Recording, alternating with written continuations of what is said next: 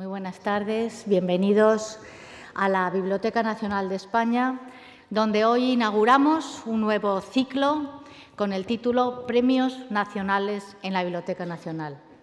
Estos premios los otorga cada año el Ministerio de Educación, Cultura y Deporte y están destinados a destacar a aquellas personas que a lo largo del año han tenido una especial relevancia en relación con el mundo del libro y de la lectura. Este ciclo hoy lo iniciamos con la persona, la escritora, que ha ganado el Premio Nacional de las Letras en el año 2017, Rosa Montero. Rosa es una persona queridísima en esta casa y, desde luego, siempre es una tremenda alegría, Rosa, tenerte aquí y lo sabes. El Premio Nacional de las Letras se concede a toda la obra de un escritor, en este caso de una escritora, es decir, a su trayectoria profesional. Y yo creo que muy pocos escritores pueden ser merecedores de este premio como lo es Rosa Montero. Empezó como periodista en el año 1979 en El País, diario en el que todavía sigue trabajando en estas maravillosas columnas que le leemos los domingos, llenas sobre todo de algo que marca toda su escritura, pero especialmente en este género que es su profundo compromiso ético, cosa por lo que todos, Rosa, te estamos muy agradecidos. Ha publicado 15 novelas, muchas reeditadas en varias ocasiones, muchas de ellas también premiadas, tienen toda su trayectoria profesional en la hojita que les hemos repartido, también algún libro de cuentos y algún ensayo. Miles de páginas escritas, como decía al principio, desde su profundo compromiso ético y también desde este convencimiento de que a través de la escritura se pueden decir muchas cosas. Cuando le preguntan, y le han preguntado en varias ocasiones, los motivos por los que ella escribe, siempre dice dos que a mí me llaman profundamente la atención. En primer lugar, por vencer el miedo a la muerte. Y en segundo lugar, también por luchar contra el proceso del envejecimiento, del paso del tiempo. Y sin embargo, Rosa es una mujer que ama profundamente la vida, exactamente igual que ama su oficio, el oficio de escribir, al cual se entrega con la misma pasión que se entrega a sus afectos y a sus amigos. Y estas cosas las tenemos que agradecer mucho, te las tenemos que agradecer mucho, Rosa. También me sorprende mucho que diga lo del paso del tiempo, porque yo creo que Rosa es una persona que ha sido capaz de superar el inexorable paso del tiempo. Y no hay más que ver su mirada, esta mirada que hoy todavía permanece no solamente llena de vida, sino también llena de asombro, con la que contempla la vida sin pena por lo no vivido y sin miedo por lo que le queda por vivir. Desde esta mirada fresca y, como digo, llena de compromiso, transforma la vida en historias, en palabras, en historias escritas, en relatos, que a todos nos ayudan a reconciliarnos con la vida. Por eso, Rosa, de verdad, muchísimas gracias por tu obra, muchísimas gracias por tu excelente escritura, por supuesto con tu compromiso tan necesario, pero sobre todo, gracias, Rosa, por ser como eres. Muchas gracias.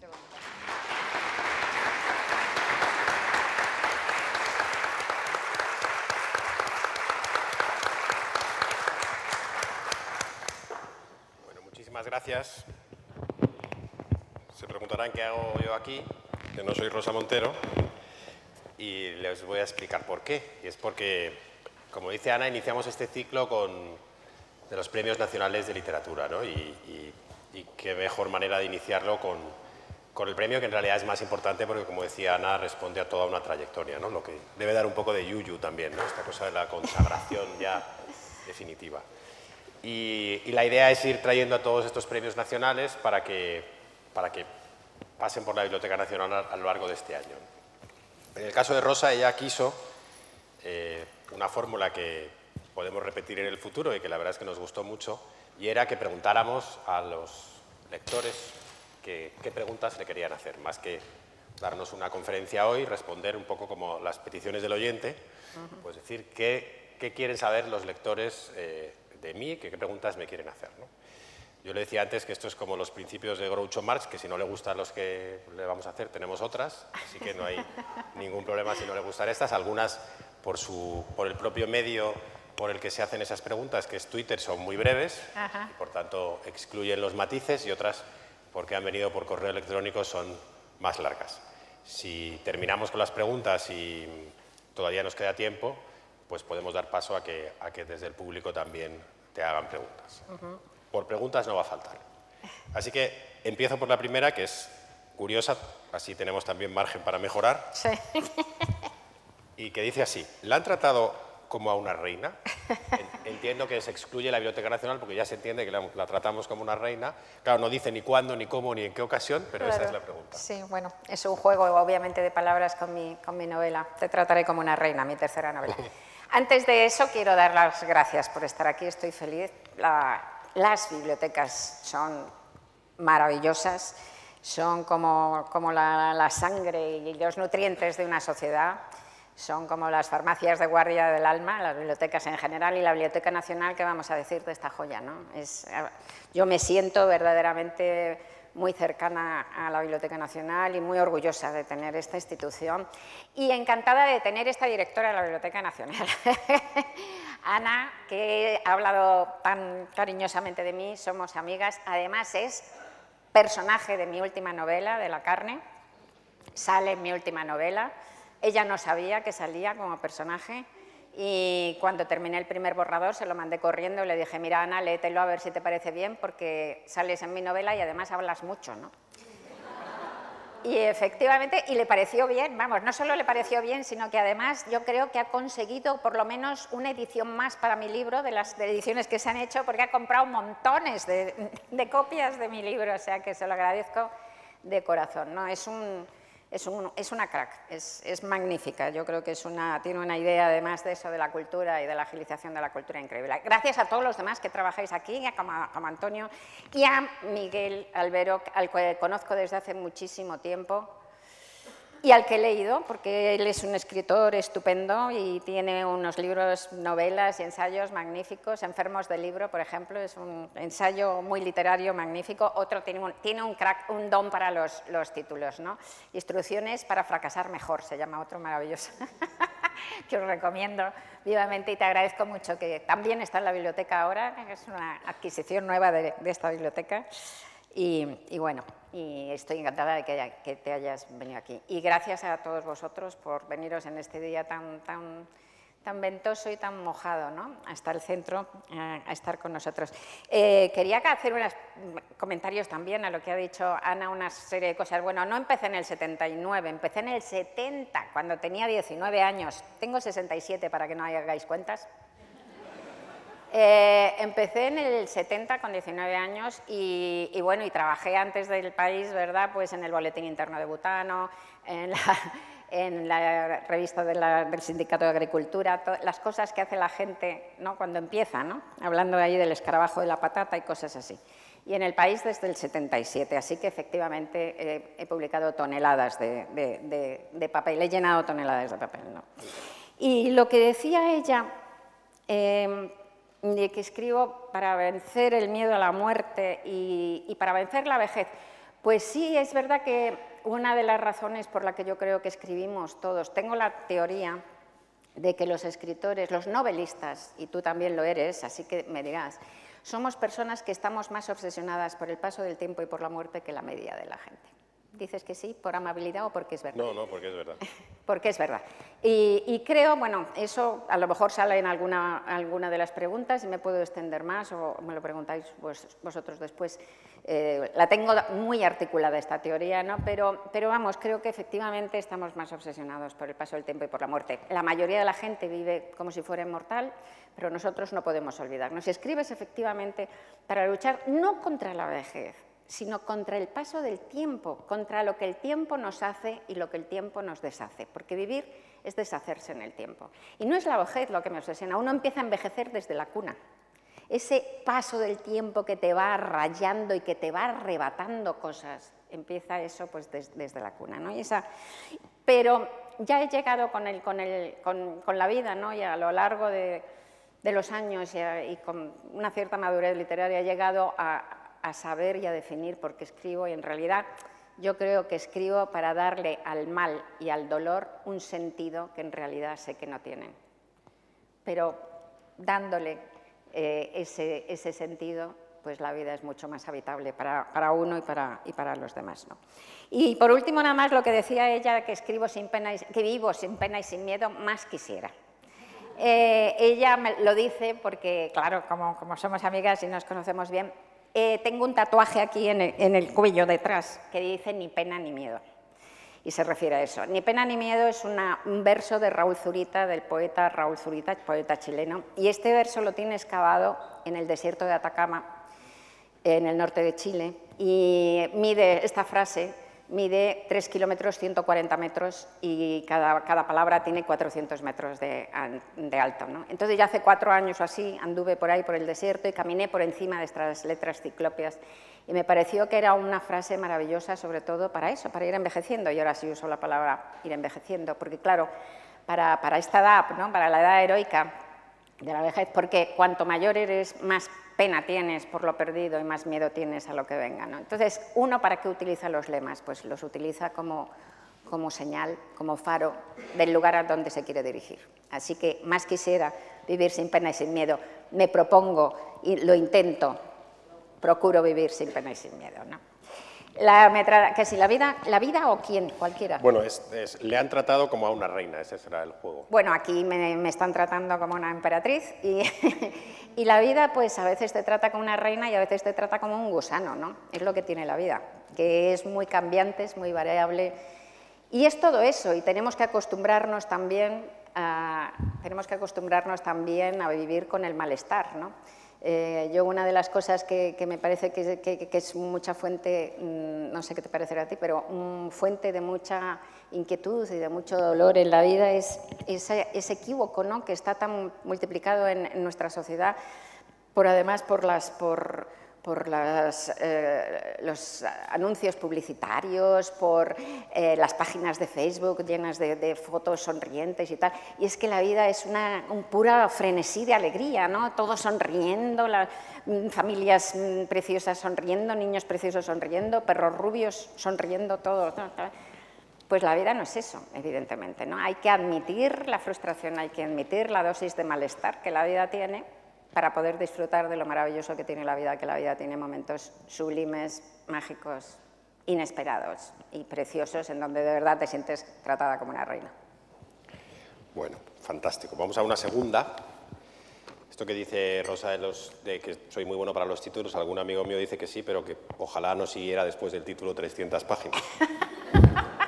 Sánchez, que nos pregunta por correo electrónico. En vista de las polémicas recientes, ¿qué opina de la relación entre lo políticamente correcto y la creación artística? ¿Deben aplicarse los juicios de sensibilidad política y social a la creación y a su exhibición pública? Pues las novelas depende de lo que llamamos creación, pero bueno, asumo que por creación artística está hablando de la ficción, evidentemente, o de la poesía y tal. Hablando de la ficción, que es lo mío, ¿no? Yo creo que no puede ser de texto la narrativa utilitaria. La narrativa feminista, animalista, ecologista, aunque yo como ciudadana soy feminista, ecologista y animalista, el sentido de escribir ficción es la búsqueda del sentido de la existencia, ¿no? Tú no escribes para enseñar nada, escribes para aprender, escribes para entender, para poner un poco de luz en las sombras de lo que somos, ¿no? Entonces tú no puedes empezar ese viaje de conocimiento, que es un viaje de conocimiento muy profundo, es intentar bajar a lo más hondo de lo que uno es, o dejar que eso que está en tu inconsciente salga a flore, ¿no? Y que te atraviese. Y cuanto más abajo vas, pues más estarás alcanzando el inconsciente colectivo, ¿no? Porque muy dentro de cada uno de nosotros estamos todos, ¿no? el autor o la autora, que es fiel a sí mismo, es fiel a su época, ¿no? Entonces, tú no puedes empezar ese viaje de conocimiento pues llevando las respuestas previas. Así que, evidentemente, la escritura de ficción, la escritura narrativa, está completamente en contra de lo políticamente correcto. Sí, yo creo que también igual se refería pues, a casos recientes de censuras o de aplicar la aplicación de esa corrección política al arte, ¿no? Otra pregunta que nos hace Elena a través de correo electrónico. Estando en la Biblioteca Nacional, apetece preguntar por su biblioteca personal. ¿Cuántos volúmenes tiene? ¿Los ha contado alguna vez? ¿Qué género o temática predomina? Y sobre todo, ¿cómo la ordena? Esto asume que la ordenas, que ya es... Bueno, pues cuando me mudé la última vez, que me mudé hace 8 años, pues vi que tenía algo así, tenía como 7.000 y pico libros que tiré, bueno, no tiré, sino que puse en circulación, doné como 1.000 y pico, y ya 6.000 y pico que son, ya vuelvo a tener yo creo como unos 7.000 y es una barbaridad. De hecho, son casi como un virus lo de los libros, ¿eh? O sea, y luego además es que a mí, yo tengo, como todos tenemos, pues una fijación malsana en la compra de libros, que no voy a llegar nunca a tener tiempo suficiente para leerlos, eso por un lado. Compro muchos más libros de los que podré leer en mi vida, eso por un lado. Luego, encima, a mí me mandan muchísimos libros, las editoriales, muchísimos libros, y los amigos que escriben, que tengo legión, también me los mandan todos, esos por supuesto los agradezco todos, los de los amigos los agradezco. Pero las editoriales me mandan montones de libros que también agradezco, pero que me es muy difícil, intento irlos dando, yo doy muchísimos libros al mes. Pero claro, me es difícil dar un libro que no has leído, que es de una autora de Guinea-Conakry, que no conozco de nada y que tiene solo 27 años, y dices, ¿y si es maravilloso este libro? No, es muy difícil darlo, ¿no? Entonces lo guardas. ¿Y qué me pasa? ¿Qué me está pasando? Pues que de los libros de papel me estoy quedando, bueno, los ensayos y los libros así de consulta y eso me los quedo, pero los libros de ficción de papel tomo desde hace ya bastantes años, desde que me mudé, una nota de ellos y salvo alguna, bueno, los de los amigos firmados y eso los guardo, pero y si no, salvo excepciones, también los doy. O sea, los libros que he leído los doy.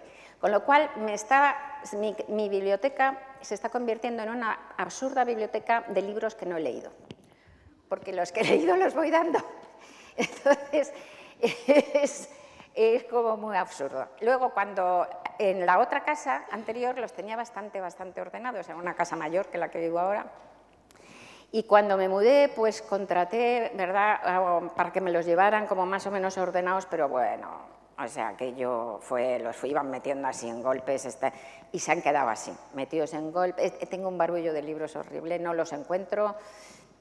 Tengo parte de novela ordenada, pero todo el ensayo patas arriba. Tengo otra parte más o menos ordenada de biografía, que me gusta mucho la biografía, y tengo una biblioteca personal de biografía de artistas y de escritores y tal, y autobiografías y diarios bastante grande, de bastantes cientos de libros. Esa la tengo más o menos ordenada, pero un batiburrillo en general muy grande, muy grande. Y luego pilas y pilas de libros que ya no me caben y que son además... Tengo un montón de libros que son los de lectura inminente. Los de lectura inminente, como llevan creciendo desde que me mudé, y nunca bajan, sino que crecen, pues ahora ya deben de ser como 500 o así, en varias pilas que están pilas que están por el suelo de mi despacho, por el suelo de mi dormitorio, tal cual. Un poquito, y bueno, me ha salvado un poco de la desesperación el libro electrónico, porque ahora ya es maravilloso, ahora puedo comprar todos los libros que ya si no, ya no compro, porque dices, es que no me caben, ahora ya me retengo en comprar, pero ahora me los compro todos en electrónico. Con lo cual ahora ya tengo también cientos de libros electrónicos que he comprado que no me dará tiempo en mi vida de leer. Entonces es una cosa, es un poco obsesivo. ¿No te pasa a ti algo así? Bueno, no sí, tanto. Pero veo que lo que no eres es bibliófila, en el sentido de fetichista sobre el objeto libro. Ni siquiera de aquellos libros que han formado parte de tu, digamos, formación literaria, que has dicho, pues la primera vez que leí en esta edición o que me la regaló no sé quién. Bueno, echo de menos algunos de esos libros, pero la mayoría de mis libros de pequeña y de adolescente y de mi primera juventud los he perdido porque me he mudado como 20 veces en mi vida. Entonces, casi todos los libros, aquellos primeros, se han ido perdiendo.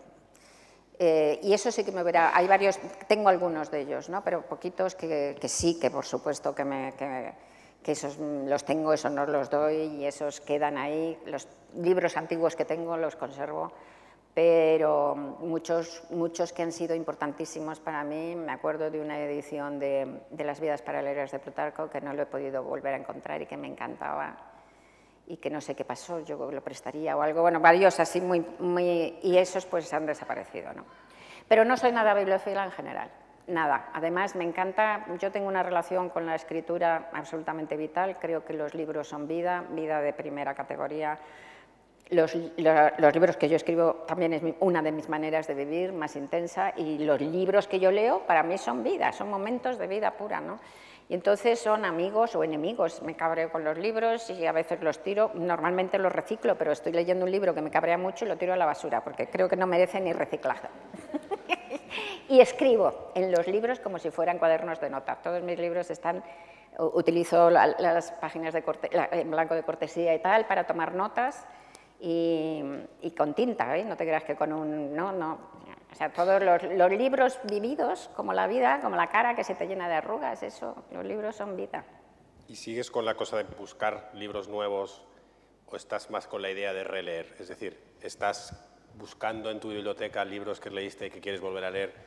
Pocos, porque tengo esa angustia de todos los libros maravillosos que me apetece leer y que no me va a dar tiempo. Releo muy poco. A veces releo sin darme cuenta. Me ha pasado de coger alguna de esas que buscas en la biblioteca de esos antes. Este ensayo, o que vuelves a comprar uno. No, eso no, porque eso me ha pasado, pero no era lo que iba a decir. Eso me ha pasado, pero no. Lo que iba a decir, que es lo que ya te pone los nervios de punta, es buscar en la biblioteca, buscar algo. Ay, que sí, que interesante, vale, lo tengo aquí, lo empiezas a leer, nada, como si lo estuvieras leyendo de nuevas, sobre todo de ensayos, eso me pasa, ¿no? De nueva, y llegas a la página 40 y ves una nota mía. Una nota mía, digo, entonces empiezas a mirar y está anotado hasta el final. Y me lo había leído hace X, yo que sé cuántos años, y lo había tomado notas y tal, y se me había olvidado, ¿no? Lo importante es que te gustara otra vez. Sí, bueno, he releído algunas los he releído conscientemente, pero por ejemplo, releo de cuando en cuando, he ido releyendo a lo largo del tiempo En busca del tiempo perdido, que la verdad me encanta, pues me encanta, hice la tesina de periodismo sobre En busca del tiempo perdido y es un libro que puedes leer a cachos cuando quieras. Entonces, y es un placer, ¿no? O sea, pues, el segundo tomo del El Quijote también es otro libro que lees a cachos y que es un placer, ¿no? Pero pues releo muy poco. Bueno, hablando de la otra faceta que has citado ahora, justo del periodismo, una tocaya tuya, Rosa, a través del correo electrónico nos pregunta: usted, que ha sido testigo de la importancia del periodismo en la transición española, yo diría que más que testigo, partícipe, sí. ¿Qué opina de la situación actual de los medios de comunicación? Pues es una tragedia. Es una tragedia, como sabéis, no solo en España, ¿no? Pero en España acentuado porque la crisis nuestra golpeó doblemente, ¿no? Mucho a la sociedad. Entonces, en España los medios de comunicación fueron el segundo sector más afectado por la crisis después del ladrillo. El primero el ladrillo y el segundo sector que más puestos de trabajo perdió y tal fueron los medios de comunicación, que se dice pronto, ¿no? Hay un problema tremendo en todo el mundo con el modelo de mercado, con el modelo de comercialización, con las nuevas tecnologías, ¿no? con los digitales y tal. Entonces hubo durante una época la idea de que podrían ser rentables los digitales a través de la publicidad, pero se llegó a techo muy pronto y bueno, es una catástrofe. Entonces tengo una memoria de pez horrible, como habéis comprobado con la anécdota que os acabo de decir de los libros. Y no quiero citar mal, pero hay un estudio que me parece que viene a decir más o menos que en el mundo occidental en los últimos 15 años han desaparecido el 80% de los periódicos. En cualquier caso es una cifra abultadísima y eso es una cosa terrorífica para la pluralidad democrática, en primer lugar, porque ningún medio es objetivo, no existe la objetividad, todos los medios responden a sus propios intereses, al interés de los editores, todos, absolutamente todos, y a los intereses de los grupos que tenían detrás.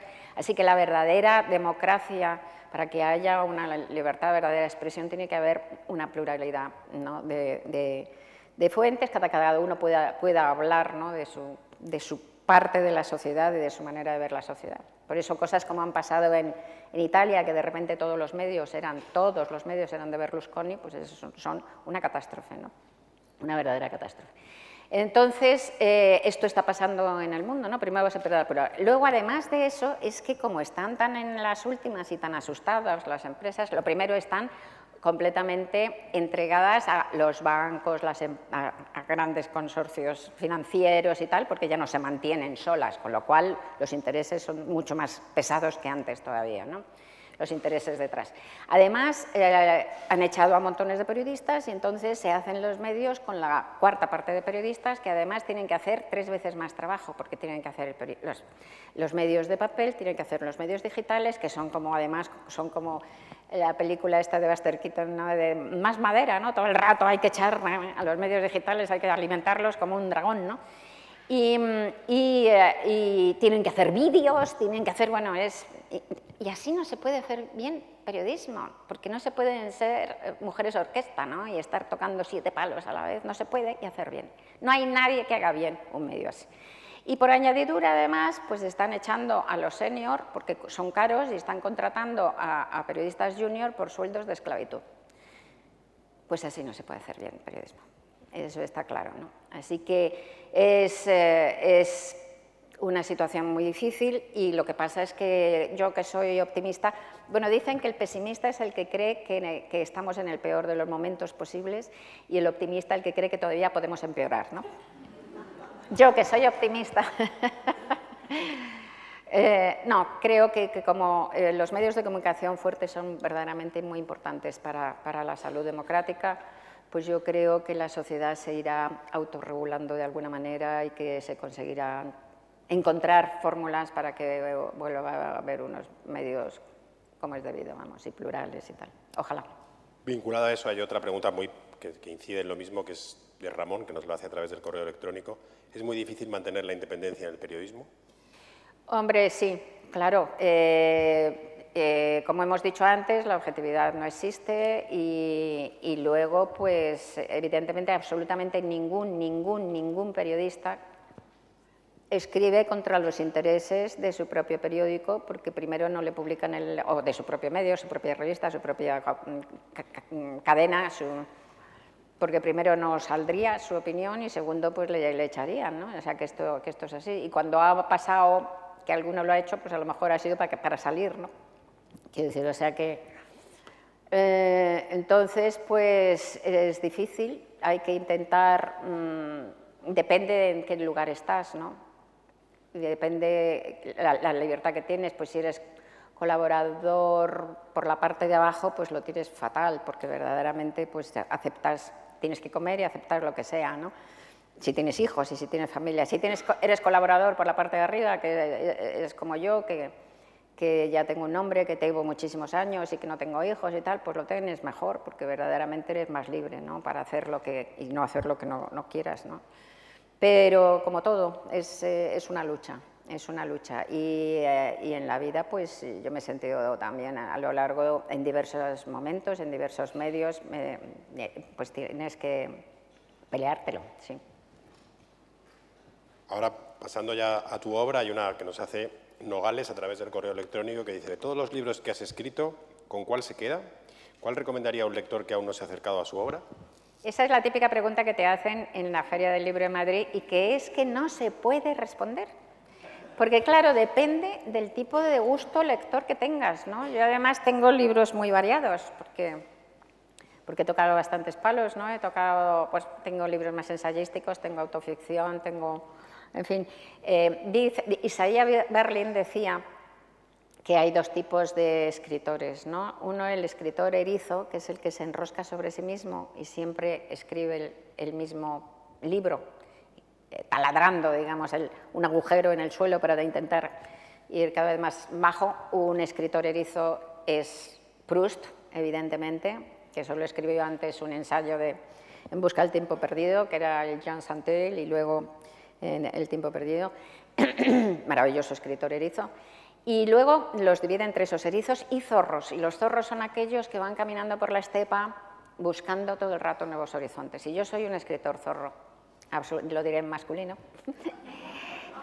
desde la punta de la trufa hasta la punta de la cola, y voy siempre efectivamente caminando buscando una nueva manera de decir, porque todos escribimos siempre sobre las mismas cosas, sobre las mismas obsesiones. Como decíamos antes, que no escribes para enseñar nada, sino aprender, escribes para intentar poner un poco de luz en tus obsesiones, en tus desasosiegos, ¿no? Y entonces, cada vez intentas volver a contarte a ti misma esas obsesiones, e intentas encontrar, un escritor zorro intenta encontrar una manera nueva de contárselo, una manera nueva que sea más profunda, que sea más exacta y que sea más bella, si puedes, esa es la aspiración, más profunda, más exacta, más bella, y una manera nueva. Entonces, yo intento escribir desde la frontera, desde donde ya no sé escribir. Esto ha hecho que tenga una obra muy variada, entonces es muy difícil. Tengo una obra más realista, hiperrealista, y grotesca, sí, tengo una obra mucho más fantástica, incluso libros fantásticos, libros semifantásticos, como podría ser Historia del Rey Transparente, libros de ciencia ficción, autoficción, libros más ensayísticos como La ridícula idea de no volver a verte, de todo. Tengo libros de ensayos biográficos como Historias de mujeres. Así que yo les someto a un interrogatorio en la Feria del Libro. Les digo, bueno, vamos a ver, ¿a ti qué te gusta? ¿Te gusta más? ¿Y qué es lo último que has leído que te ha gustado? ¿No? Y ya cuando me dan así, les hago como una ficha, entonces les digo, pues ¿no? Pero pues es muy difícil recomendar uno, ¿no? Es imposible recomendar uno. Ahora, a mí los que más me gustan, pues también es difícil, porque te pasará a ti en el sentido de que todos los libros, la obra es un camino, ¿no? Y todos los libros van dependiendo de los otros, ¿no? Y de alguna manera, pues si no hubieras escrito el anterior, no hubieras llegado al siguiente, por lo menos yo tengo esa sensación, ¿no? Tengo también la sensación, la novela es un género de madurez, y yo ya soy mayor, obviamente, y tengo la sensación de que estoy en mi etapa de potencia, de poderío, ¿no? Mis últimos 3 libros los he escrito sintiendo una capacidad de escritura que en los otros anteriores no había. Los otros era una pelea muchísimo más amarga, me perdía en la mitad de... Y estos 3 últimos han sido como... Los he tenido en la mano, no quiere decir que no haya tenido que luchar con la escritura y luchar con el... Pero los he tenido siempre como más en la mano y he tenido... Ha sido más como bailar con ellos, ¿no? Bailar con las palabras. Han sido, pues son... La ridícula idea de no volver a verte, El peso del corazón y La carne, ¿no? Entonces estos yo creo que son obras considerablemente maduras, las 3, pero luego tengo otras, bueno, y esto no te asegura nada, porque ahora mismo les estaba diciendo a los amigos de la biblioteca cuando he llegado que estoy intentando retomar una novela que la había dejado por viajes y por líos varios meses parada, y estoy sufriendo como una perra, ¿no? Porque llevo una semana que no sé si tirarla o no, estoy desesperada, ¿no? O sea que estoy ahora, mido para atrás. Pero bueno, y antes también hay otros libros, por ejemplo, yo creo que Historia del Rey Transparente es mi novela más ambiciosa, estoy muy orgullosa de ella porque fue muy difícil y creo que los retos que acometí los conseguí más o menos aceptablemente. Y luego me gusta especialmente Bella y Oscura porque creo que es una novela muy poética y tallada, con un estilo tallado como si fuera un diamante. Y La loca de la casa porque es un juguete muy divertido, ¿no? Así que quizá esto.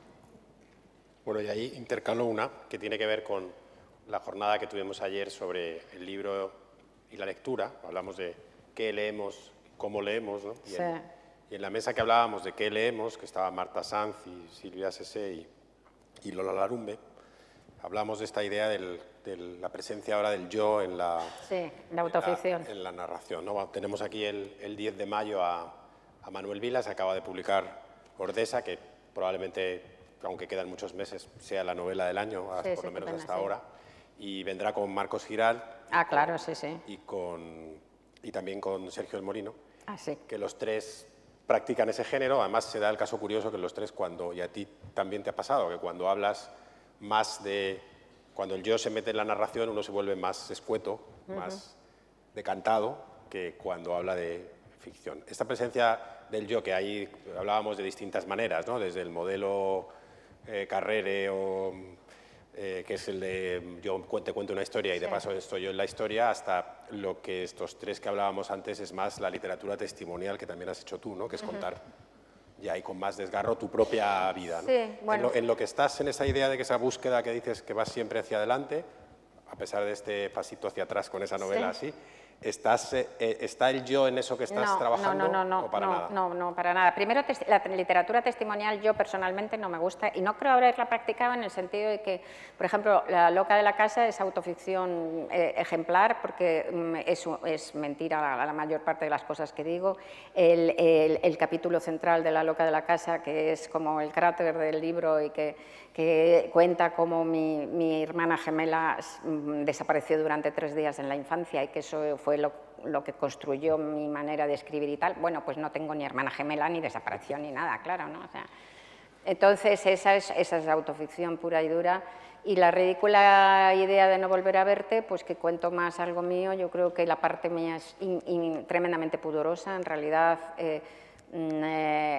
hablo de Marie Curie y lo que hago es, para mí es una especie de ensayo raro, ¿no? En donde hablo de una serie de temas que yo creo que nos afectan a todos, de la reflexión sobre la vida, sobre el sentido de la vida, sobre si se puede vivir con cierta ligereza y plenitud, sobre cómo combatir la muerte y el duelo de los seres queridos. Y lo que pasa es que hago alguna referencia a la muerte de mi marido, pero yo creo que es súper púdica, y de hecho ya habían pasado 2 años de la muerte de mi marido cuando empecé a escribirla, y yo creo que ya podía hablar de la muerte de mi marido no hablando de mi duelo, sino del duelo de todos. O sea que yo literatura testimonial personalmente no me gusta practicarla, ¿no?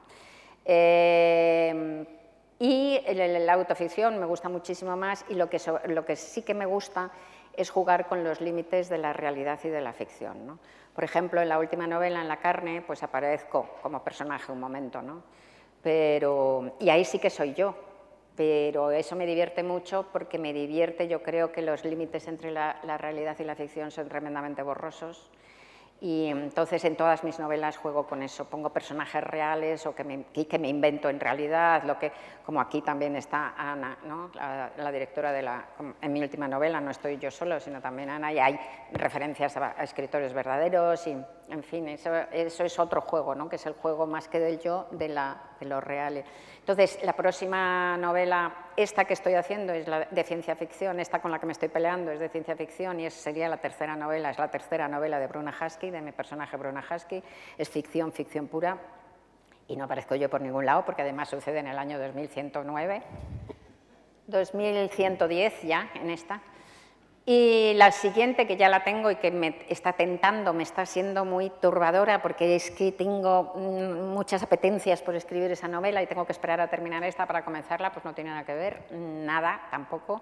Está protagonizada por un hombre, de hecho, además, es un protagonista masculino, un arquitecto, así que nada, no.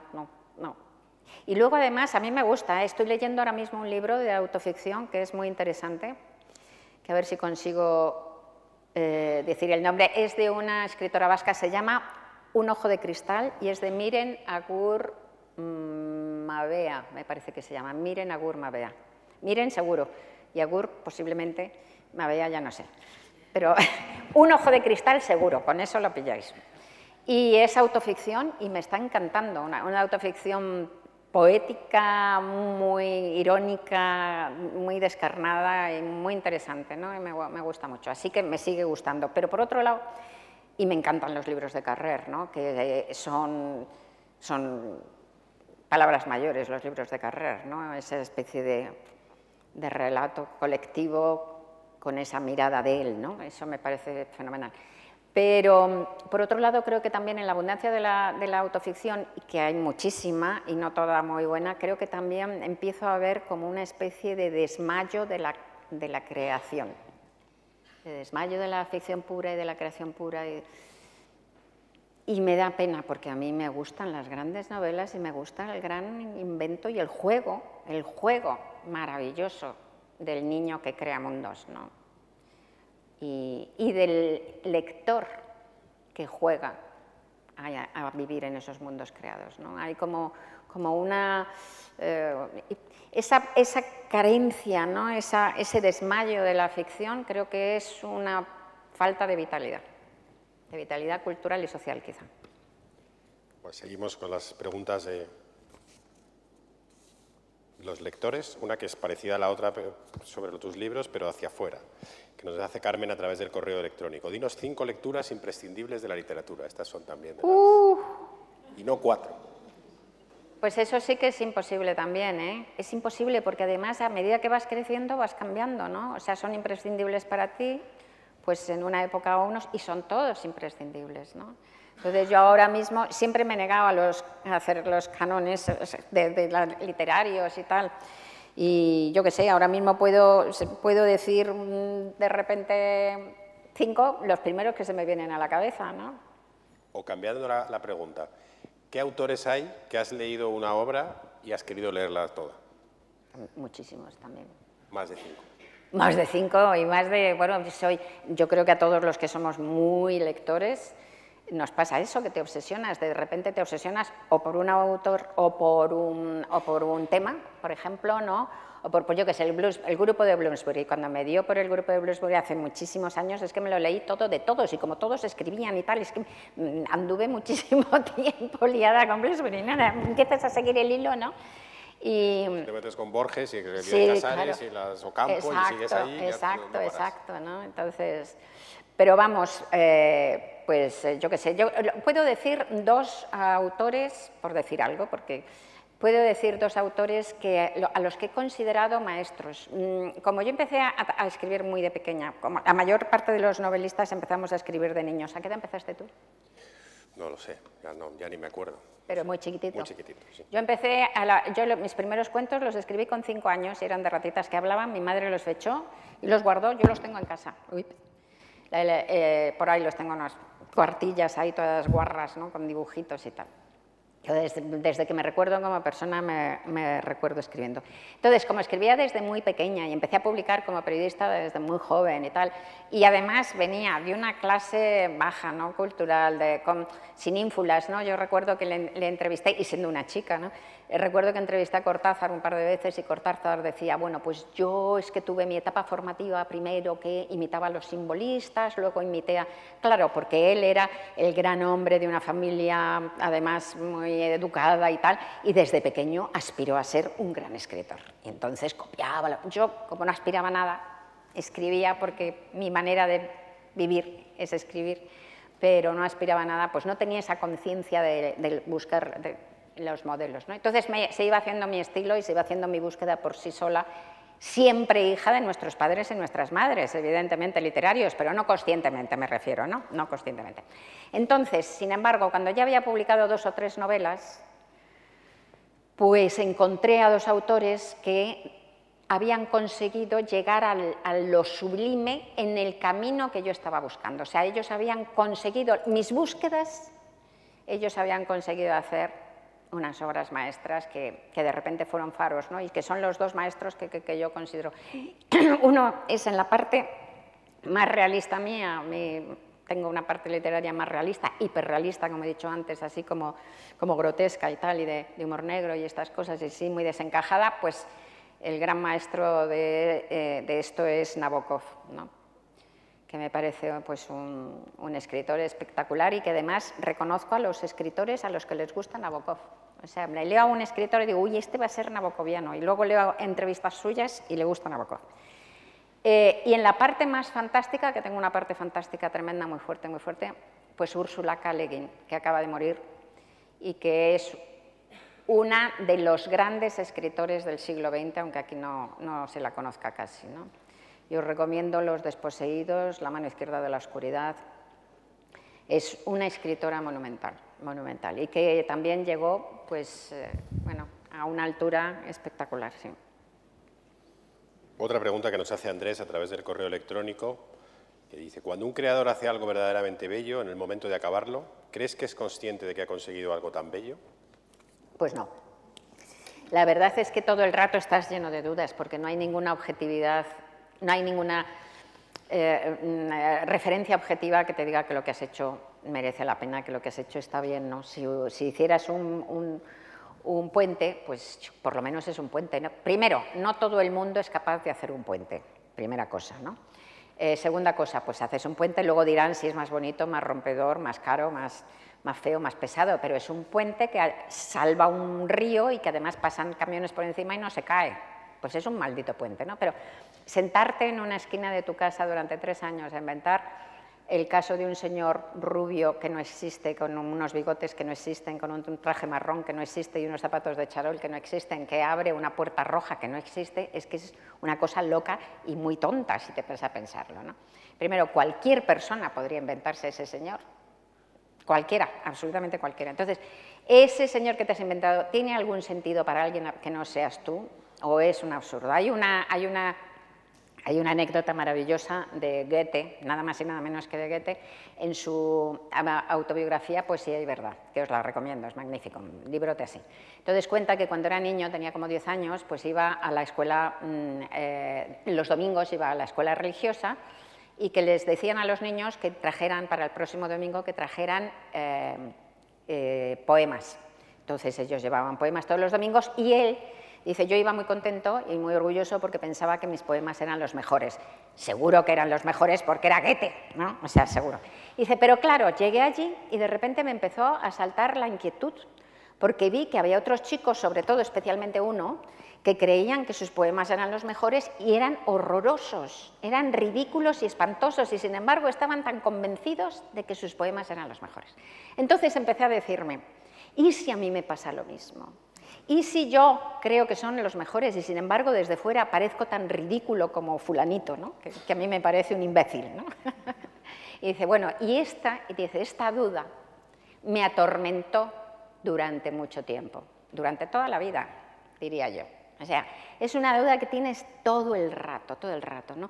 Hay como un vislumbre de tu capacidad, hay un vislumbre incluso de tu talento, si queréis que os diga, que es el que te lleva por encima de las dificultades, pero es que ese talento puede ser un espejismo y todo el rato sientes que puede serlo. Yo recuerdo cuando terminé Lágrimas en la lluvia, que fue mi primera novela de Bruna Husky. Fue un libro que lo hice en unas condiciones muy duras, porque era cuando estaba enfermo mi marido, luego murió, lo terminé después de que se muriera, y además me perdí, no solo lo hice en esas condiciones durísimas, sino que además perdí a mi mejor lector, ¿no?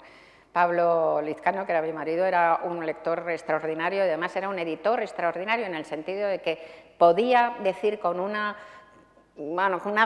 lucidez, vamos, de cirujano, además con un tino de cirujano, lo que estaba mal y por qué estaba mal, lo que estaba bien y tal. Entonces, realmente me quedé como muy desnuda, ¿no? Por la carencia del lector cuando se murió. Entonces, terminé ese primer borrador, yo estaba desesperada, dije, he hecho una mierda, es que esto es una estupidez horrible, lo voy a tirar, y lo iba a tirar, estuve a punto de tirarlo y era un librote de casi 500, 600 páginas. Y bueno, mi editora de Bruna, que era Elena Ramírez, me dijo, pero mándamelo y tal. Le dije, no, bueno, te lo mando, pero es malísimo, lo voy a tirar. Te lo mando, pero es malísimo. Se lo mandé y a los 2 días se lo leyó, me llamó y dijo, me encanta. Y yo dije, qué buen libro he hecho. Inmediatamente. Entonces, ¿somos así o no somos así? ¿Y te ha pasado justo en tus libros que dices que la repercusión o la valoración que han tenido los libros no coincide con la que tú misma haces de ellos? Todo el rato. Es decir, que el que tú piensas que tendría que haber por es por el que se me va a todo recordar y resulta que no, y por otro que tú acabas de decir lo contrario, ¿no? Todo el rato tienes todo el rato pasa que libros que a ti te parecen mejores, que sabes con el tiempo además, porque ya no que sabes dentro de lo que no sabes si es mejor a esta altura o si es mejor a esta altura, pero dentro de tu obra sabes que es mejor. Pues a lo mejor son menos apreciados y otros que tú sabes que no, pues son más apreciados, sí, todo el rato. Otra que también es de estas de dígame a quién quiere más, a su padre o a su madre, pero es Un autor vivo, lo hace Martín a través de correo electrónico, un autor vivo que le resulte interesante del panorama español. Uy, pues, bueno, acabo de decir una misma ahora, ¿no? Pero, por ejemplo, acabo de hablaros de Miren, ¿no? Pero, por ejemplo, Ignacio Martínez de Pisón me parece buenísimo, pero es que hay montones de autores y autoras magníficos, magníficos, ¿no? Está Elvira Lindo, me gusta mucho, Clara Sánchez, me gusta mucho, Javier Marías, me gusta también, yo qué sé, Bernardo Achaga, hay millones de autores maravillosos, millones de autores fantásticos. Una pregunta retomando justo que hablas de Ignacio, ¿no? Ignacio habla, me acuerdo que hizo un artículo que llamaba La muerte del escritor de clase media, ¿no? Y que tiene que ver con algo que tú has contado antes, y es digamos, cambio de modelo en los medios de comunicación y en la idea de que el escritor que antes vivía probablemente de sus artículos en prensa y de las conferencias que daba, se encuentra con ese escritor, como él llama, de clase media, que ya no tiene eso para subsistir, digamos. ¿Cómo ves ese panorama de esos por un lado se dan esas editoriales pequeñas que publican y hay autores que empiezan a salir, pero que no tienen esa posibilidad que ha pasado un fenómeno, no, sigue habiendo conferencias y sigue habiendo cosas y tal y cual, lo que pasa es que esto sería durante la crisis, que hubo un momento tremendo, ahora vuelve a moverse un poco la cosa. Aún así, escribir es llorar, como tú sabes, no se puede vivir. Si alguien quiere ser escritor para ganar dinero, es la tontería mayor que puede pensar alguien, ¿no?, en la vida, porque ni siquiera el escritor que más gane, pues un médico famosísimo gana mucho más que un escritor famosísimo y sucesivamente, ¿no? O sea que no. Entonces, y la mayoría de los escritores pues no ganan nadie. Además, ahora hay un momento verdaderamente tremendo, ¿no?, que ha bajado muchísimo la venta de los libros, muy probablemente por la piratería. Somos uno de los países con más piratería digital.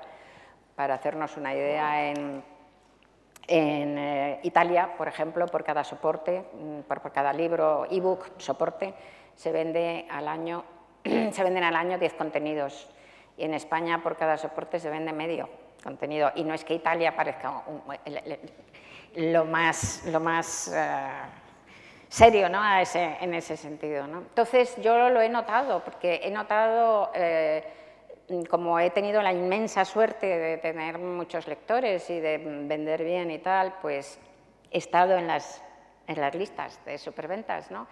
Y hace 15 años, para estar en el primero o segundo puesto de la lista de superventas, necesitabas haber vendido 150.000, 200.000 ejemplares.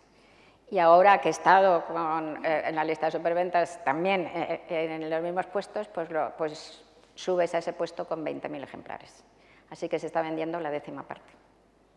Y eso es muy duro, porque hay gente que antes pues tenía unas tiradas normales, unas ventas normales, muy dignas, que puedan ser 5.000 ejemplares, súper dignas, de verdad, porque es muy difícil vender 5.000 ejemplares, y que ahora son invisibles y, por lo tanto, son impublicables. Es gente que se está quedando sin publicar. Entonces, eso no sé cómo vamos a arreglarlo. Sí, las pequeñas están... ahora, digamos que el corte se está haciendo, se publica la primera novela, claro, como además hay un aluvión tan grande de obras, y como además los superventas, ¿no?, los libros que son considerados superventas comen tantísimo espacio en las librerías, porque entonces ponen pilas de los libros y luego ponen expositores de cartón, ¿no?, y vampiros de cartón y cosas, castillos y tal, ocupan las librerías. Entonces los otros libros normales pues no tienen sitio. Ya a mí me han dicho libreros que devuelven cajas de libros sin abrir, las devuelven sin abrir, sin sacar los libros de la caja. Entonces no tienen sitio y tal. Y claro, pues como no tienen sitio, publica alguien joven, ¿no?, publica una chica una novela y tal y cual, pues no se la ponen, o se la ponen abajo una semana, 2 semanas, vende 300 ejemplares, a los amigos es boca a boca, bueno, le vuelven a publicar la segunda novela, vende 250 ejemplares porque algunos amigos se han cansado, y a la tercera novela ya no se la publican. Y eso es tremendo, están dejando en la calle. Yo tengo amigos, escritores estupendos, buenísimos, que están teniendo, escritores profesionales con más de con 4 y 5 novelas a la espalda que no han vendido, han ido vendiendo cada vez menos y que están sin encontrar editor. Que me parece escritores profesionales de tamaño importantísimo, muy buenos escritores. Me parece tremendo. Y una última pregunta que nos han hecho los lectores, de las que hemos seleccionado, que hace ella o Ela a través del correo electrónico, ya las contestado en parte al principio. ¿Se considera feminista? Sí, claro, por supuesto. Pero es que además me parece absurdo que a estas alturas del siglo XXI una, sea hombre o sea mujer, razonablemente educado y con un sentido, ¿no?, de lo social, pues no sea feminista. Es como tenemos que ser feministas de la misma manera que tenemos que intentar no ser racistas, ¿no? Es de cajón, es evidente. Y además no solo eso, sino que el feminismo es una palabra histórica preciosa que reclamo y que me encanta porque muchísimas mujeres se han dado todo a lo largo de mucho tiempo, han tenido unos sacrificios enormes para que la cosa se moviera, y muchísimos hombres también, menos evidentemente, pero también muchos, como por ejemplo el filósofo Condorcet, el escritor Mark Twain. Ha habido bastantes hombres también feministas, ¿no?, que se han dejado el pellejo. Pero es una palabra, me parece hermosa por lo histórica, pero es una palabra equívoca porque alguna gente que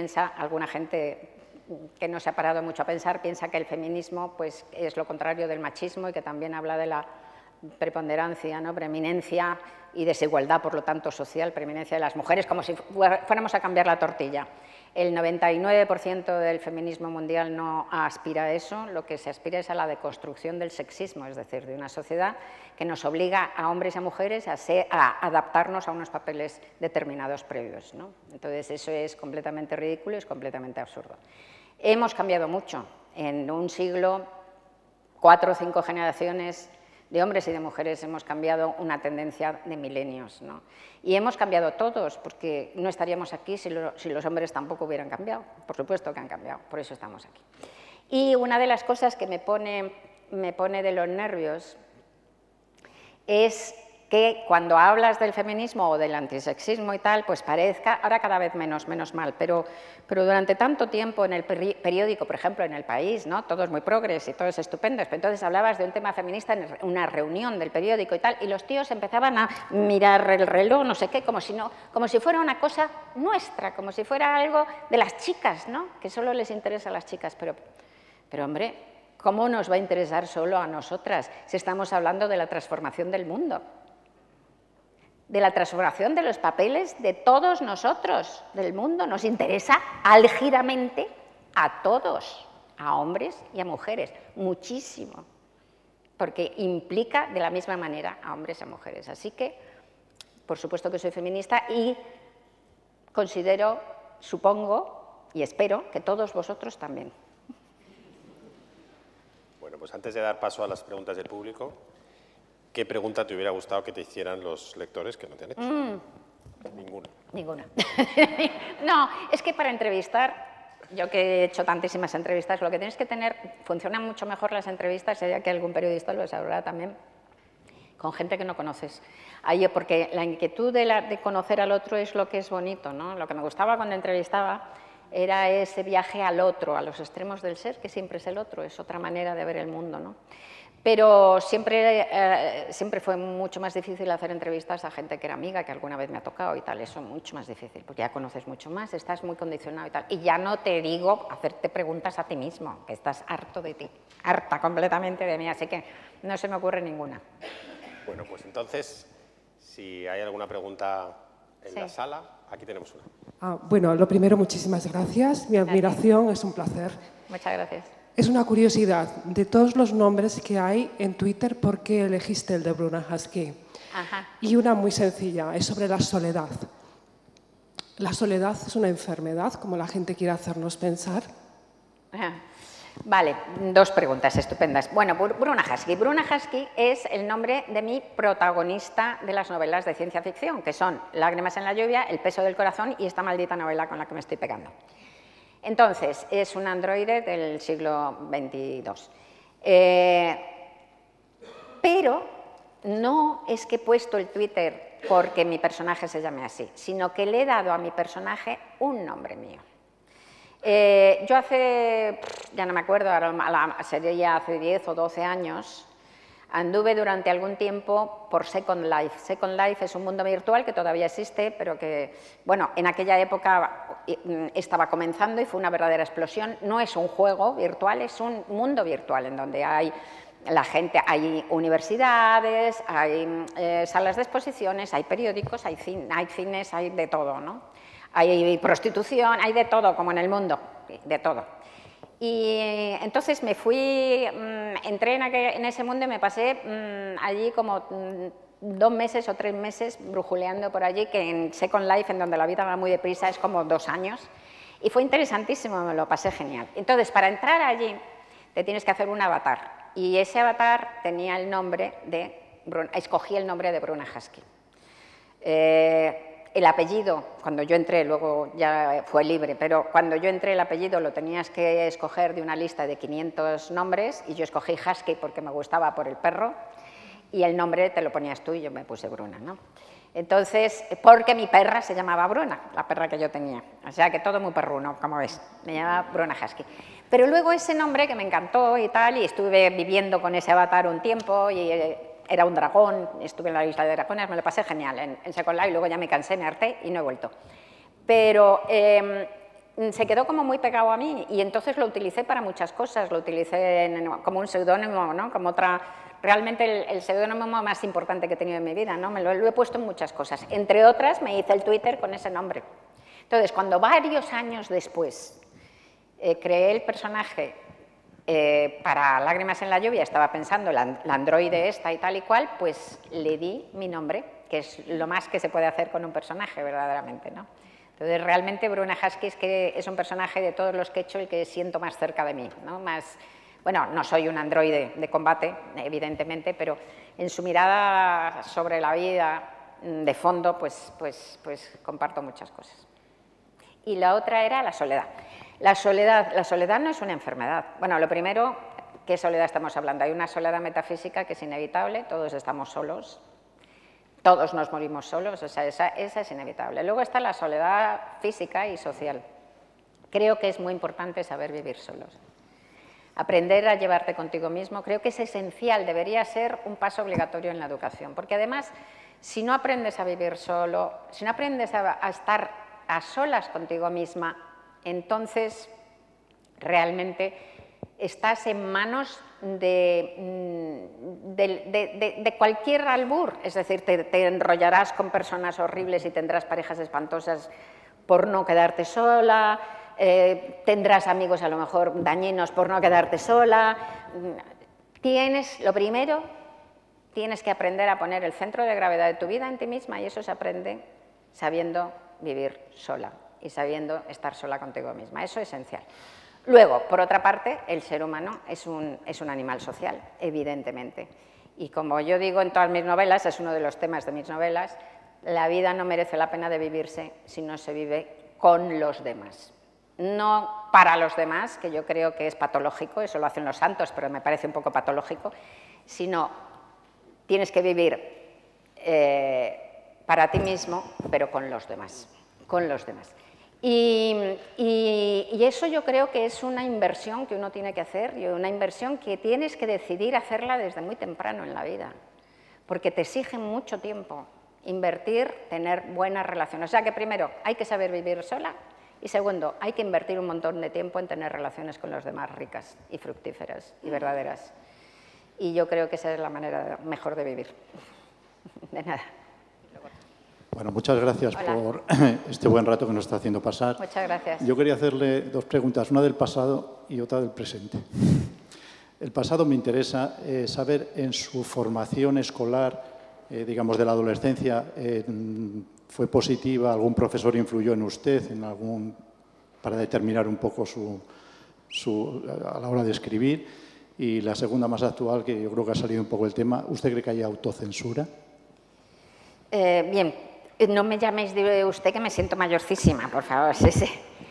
Pues mira, no he tenido, siempre he lamentado no tener mentores y no tener, realmente me ha dado muchísima pena no haber tenido maestros, porque aunque terminé la carrera de periodismo, pero vamos, prácticamente no iba y era horrorosa como la impartían, hice 4 cursos de psicología en la Complutense, tampoco también fue en toda la época, además de que estaba cerrada la universidad todos los días y también estaba trabajando, iba poco. O sea, ahí nada, no me he sentido nada enseñada, y tengo una pena y una carencia de maestros. Yo me siento autodidacta a pesar de esos estudios, autodidacta, porque verdaderamente, y tengo todos los agujeros y los problemas de los autodidactas, que de una cosa absurda y atrabiliaria sé muchísimo, y nadie sabe de eso, y de una cosa esencial pues no sé nada, ¿no? O sea, tipiquísimo. Y en mi adolescencia, de pequeña, estuve enferma con tuberculosis y no fui al colegio desde los 5 hasta los 9 años. Luego, a los 9 años, hice un curso a toda pastilla, porque no había estudiado nada, de ingreso, y lo conseguí hacer en un colegio de monjas. Y luego fui, que desde luego ahí no tenía, y conseguí hacer el ingreso. Y luego fui desde los 10 hasta los 17 años al Instituto Beatriz Galindo. El Instituto Beatriz Galindo entonces era una cosa tremenda, tremenda. No había plena escolarización, en España no ha habido plena escolarización hasta el año 1976. Y entonces, si querías ir a un centro público, pues tenías que levantarte cuando era la época de la matriculación prontísimo, pero prontísimo, hipermadrugada, hacer cola para conseguir una plaza, porque si no te quedabas sin escolarizar, salvo que te pagaran el curso, que en mi casa pues no se podía.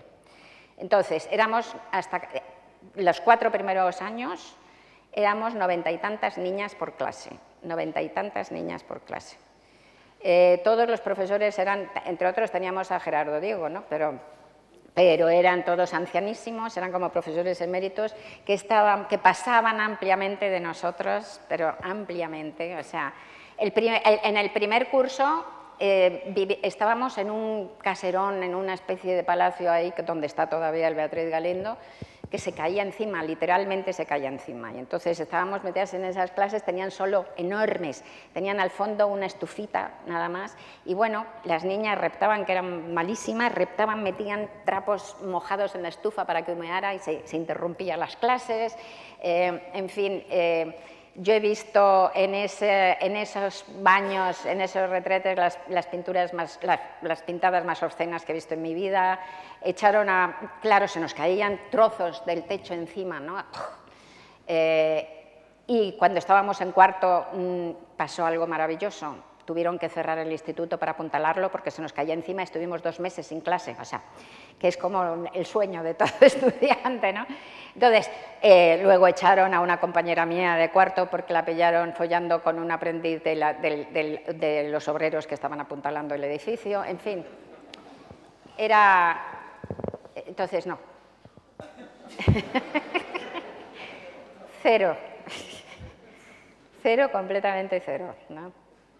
Era como un caos. Creo que fue mejor que los colegios de monjas, pese a todo, porque por lo menos no te imponían nada. Era como tú ibas a tu aire y ya está, ¿no? Era todo además un tipo de enseñanza de fichas, ¿no? ¡Ficha! Una ficha que te dictaban, bueno, un desastre, un desastre.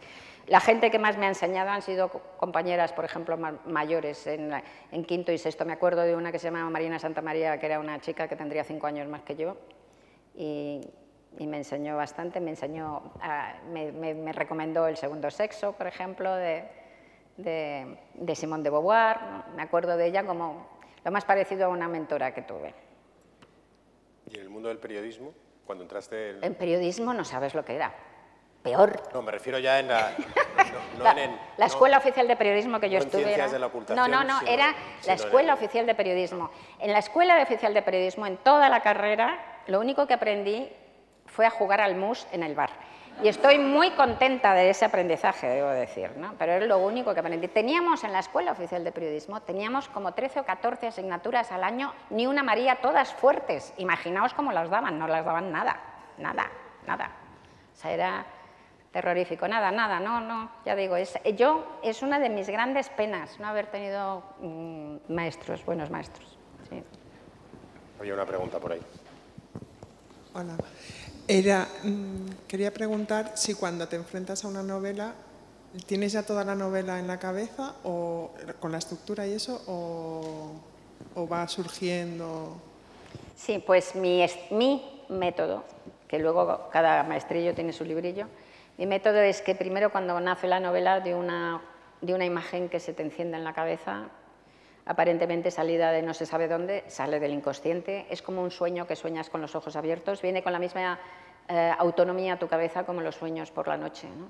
Entonces se te aparece una imagen en la cabeza que de repente te emociona tanto, te turba tanto, no sabes por qué, que no te cabe en el pecho, no te cabe en la cabeza y te dices yo esto tengo que compartirlo, yo esto tengo que contarlo. Y ahí nacen las novelas, que es muy bonito porque está el lector y está la necesidad de compartir desde el principio, ¿no? Pero bueno, entonces apunto, entonces yo que me encantan los cuadernos, tengo montones de cuadernos, todos de páginas sin rayar, satinadas, escribo siempre con pluma, jamás con bolígrafo.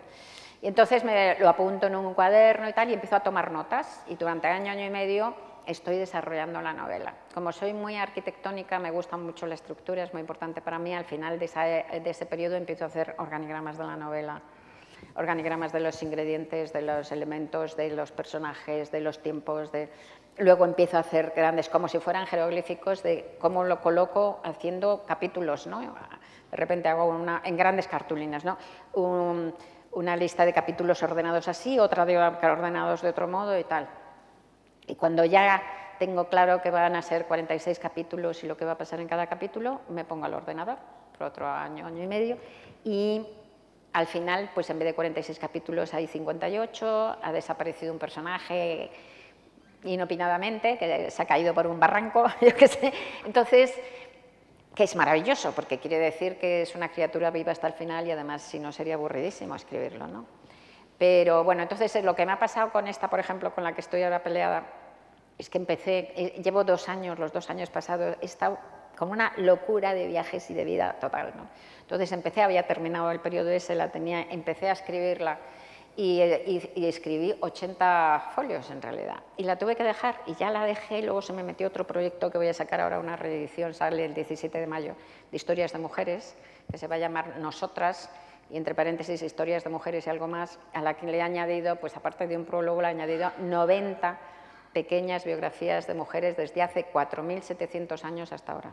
Entonces, he trabajado también, se me ha metido un montón de cosas, con lo cual no había tocado, y los viajes y tal, la había dejado ahí. Y ahora llevo una semana que la estoy retomando y estoy envenenada. Llevo una semana haciendo, no me sirve nada, no me creo nada, llevo una semana haciendo locamente esos esquemas de capítulos y de cambiar y cambiar y cambiar, y estoy a punto de tirarla. Pero vamos, estoy en ello.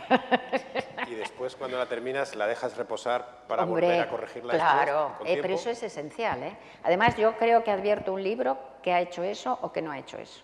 El método para cada piensas despacio, escribes deprisa y corriges despacio. Bueno, escribo despacio también. O sea, porque escribes y cada día, ya corriges todos los días, ¿no? Es decir, tú escribes un día y al día siguiente empiezo el trabajo corrigiendo lo del día anterior, ¿no? Pero es que luego cuando terminas un capítulo, pues lo corriges otra vez entero y cuando terminas ya el primer borrador, en realidad has corregido un huevo, pero es el primer borrador. Y eso es esencial, dejarlo reposar y darlo, eso es esencial porque estás muy metida, ¿no? Y esto, tenga el método que tenga el escritor, esto siempre digo cuando doy clases eso, que lo tiene que hacer todo el mundo porque se nota el escritor que no lo ha hecho para mal. Entonces, hay que dejarlo reposar, hay que olvidarse de la novela, hay que salir de ella y hay que darlo a leer a 3 o 4 personas que primero, que tengan un gusto literario parecido al tuyo, porque si todos escribimos para el lector que llevas dentro, ¿no? Y escribes el libro que te interesaría, que te gustaría leer. Así que si lo das para que lo edite a alguien que no le gusta ese tipo de literatura, mal te lo va a hacer. Entonces, primero que le guste, que tenga un gusto literario parecido, y luego que sea buen lector y que sea buen editor, que sepa decirte y que te lo vaya a decir. No le das el libro para que te diga qué bueno es, sino para que te diga con mucho amor. Claro, no te va a decir qué mierda de libro, que te lo diga suavemente, pero que te diga, pues mira, yo creo que falla esto y esto y esto. Entonces lo dejas reposar varias semanas, de luego un mes por lo menos, y luego lo recoges, por lo menos un mes o dos, escuchas lo que te dicen y entonces imprimes. Yo imprimo todo y me lo leo, me siento y me lo leo. Después de haber escuchado lo que me dicen, que puedo hacer caso o no. Y entonces es increíble cómo emergen los fallos, como si fueran islas que emergen del mar. Tan es así que tú, cuando has dado ya ese primer borrador, que ha estado súper trabajado ya, pues tú creías que era razonablemente, aceptablemente visible, pero cuando lo lees otra vez, con ese tiempo de perspectiva, pues te avergüenzas siempre. Dices, pero ¿cómo he dado esto? ¿Pero qué error? ¿Pero qué fallo aquí tan grande? ¿Cómo he dado esto para leer?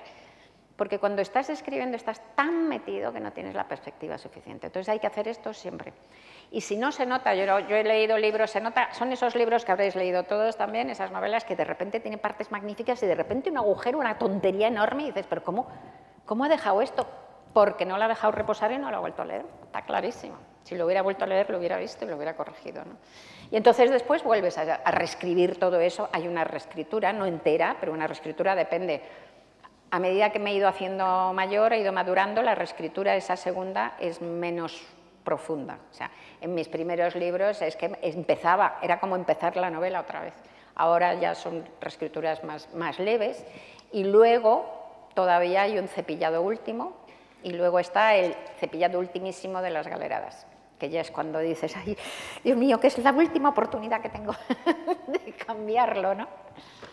Y si lo dejas demasiado tiempo, te pasa como te ha pasado ahora, sí, que ya de repente si lo dejas no demasiado escribirías tiempo, esa novela fatal. así y entonces ya estás... Claro, eso es lo malo. Además es que se me ha metido la siguiente, que está palpitando ahí, dando patadas y eso es lo... Sí, mal, no se debe hacer, dejar una novela, cuando ya estás escribiendo la novela. ¿Alguna pregunta más? Hola, Rosa. Hola. Lo primero quería darte las gracias porque eres muy importante para mí. Quiero hacerte una pregunta. Muchas gracias. Pero primero te quiero contar una pequeña historia porque si no, no se va a entender la pregunta. Yo desde pequeña estaba en una organización religiosa que me decían lo que tenía que vestir, lo que tenía que hacer y no hacer. Me sugerían lo que debía leer, pero el tema de leer es muy difícil que te lo controlen. Y en la última novela tuya, La carne, hablas de un cráter, ¿no? Que es como el centro de tu vida donde de repente empiezas a pensar, ¿no? Te cambia todo. Y para mí fue la loca de la casa, porque dejé de sentirme sola y de que eso que yo sentía y que intentaban hacer creer que no era bueno o que debía cercenarlo, pues que había otra gente que lo sentía también. Entonces empecé ya el corazón del tártaro, ya me llegué oscura, ya me volví loca y me empecé a construir un búnker y gracias a ti y a Joaquín Sabina también, pues mantuve, creo, mi alma suficientemente fuerte como para poder salir de allí y ahora soy libre. Te quiero dar gracias por ser libre. Y lo que te quería decir es, mi pregunta es, ¿cuándo tú te diste cuenta de que tienes, como escritora, ese poder de influir tanto en la gente, de llegar tan dentro a la vida de la gente? Y si eso te ha condicionado alguna vez a escribir, ¿no? No voy a escribir esto, no vaya a ser que algún loco lo lea y piense, oh, voy a escribir esto para animar a hacer esto. Pues qué bonito. Lo primero, muchas gracias por este regalo inmenso y emocionante. Muchas gracias, de verdad, ¿no? Y pues la verdad es que yo creo, mira, la lectura es una de las actividades, voy a ser redundante, más activas que hay, ¿no? En el sentido de que cada lectura completa el libro que estás leyendo, ¿no? Es como una reescritura del libro, en cierta manera, ¿no? Tú estás añadiendo ahí tus necesidades, tus miedos, tus deseos, todo, tu sentido de la belleza, ¿no? Estás poniendo a lo mejor. Y entonces, para mí es un poco como soltar palomas, ¿no? Soltar pájaros. Entonces cada pájaro va a un lugar que yo no controlo, que puede ser maravilloso, como es tu caso, que desde luego toda esa capacidad para salir la llevabas tú, cariño, la llevabas tú y yo fui una muleta. O puede ir a sitios horribles. Yo me acuerdo de una hace muchísimo, bueno, tantos años, que fue mi segunda novela, que es La función delta. La La función delta, que yo la publiqué, a ver, 79, sí, en el 81, 82, pudo ser, ¿no? Leí una nota en el periódico de un chico de 20 y tantos años que se había suicidado, se había tirado a las ruedas del tren y no tenía nada, absolutamente nada, no llevaba ni de documentación ni nada y solo llevaba en el bolsillo la función delta. Todavía me acuerdo. Pero dices, no sé, yo escribo, intento, lo único que intento, si me planteara eso que dices, no podría escribir. Para escribir tienes que borrar el yo, justamente, y ser cada vez más libre y dejarte atravesar por esa historia que tiene que contarse, ¿no? Son historias que tienen que contarse, que tienes tú. ¿Qué es lo que tiene que escribir? Decía, le preguntaron a Hemingway, un escritor al que detesto, dicho sea de paso, pero le preguntaron un escritor joven qué tenía que escribir y contestó, write the truest thing you know, escribe la cosa más verdadera que conozcas, que no quería decir una cosa testimonial y tal, sino es un buen consejo, sino eso más verdadero que te sale de dentro. Necesitas escribir el libro que te es necesario escribir y punto, y ya está. Y luego ese libro tiene, ya te digo, su vida en todos los sentidos. Y eso lo sabes, por ejemplo, y te das mucha cuenta con una anécdota que me ha pasado varias veces y que te baja mucho la cresta y que te pone los pies en su lugar, ¿no? Entonces llega alguien a la feria del libro, yo he ido muchos años y vienen muchos lectores maravillosos y te cuentan cosas y tienes muchas conversaciones y tal. Entonces varias veces me ha pasado que llega un lector o una lectora absolutamente maravillosa y generosísima y te empieza a decir, me encantan tus libros, escribes tan bien, o sea, es que tienes un estilo increíble y depurado y además eres tan honesta y además eres tan original y además eres tan verdadera. Y media hora, me encanta. Y cuando ya termina me dirá tú, gracias, encanta. Y dices, bueno, mira, tú y fulanito sois mis escritores preferidos. Y tú piensas que fulanito escribe de mierda, es un mentiroso, un deshonesto, un cretino, un copión, un plagiario. Pero es que esa lectora o ese lector le dio toda su veracidad, su belleza, todo, se lo dio todo, como me lo dio a mí también, ¿sabes? Entonces, eso es leer, que es la maravilla de leer. Una última pregunta. Bueno, pues tampoco tenemos que quedarnos a dormir. Que hace mucho frío. Pues nada, Rosa, la verdad es que ha sido un placer tenerte aquí para Muchas gracias. Inaugurar este ciclo. Bien. Yo creo que cuando te dieron ese premio, los premios al final tienen el valor que tienen los escritores que componen el elenco del premio, ¿no? Y al final, cuando te dieron ese premio, yo creo que hubo un consenso general que en el mundo de la literatura no suele darse, de que era un premio merecido. Y además pasó otra cosa, que es que además de que la gente te valore como escritora, eres una persona muy querida en el mundo de la literatura, que también es algo muy difícil, ¿no? Dicho sea de paso. Así que para nosotros, luego has puesto el listón muy alto, tendremos que seguir manteniéndolo durante el resto del año, pero muy contentos de iniciar este ciclo contigo. Muchas gracias, Miguel. Y mucha suerte en el futuro. Muchas gracias a todos. Gracias, Gracias. Muchas gracias. Gracias.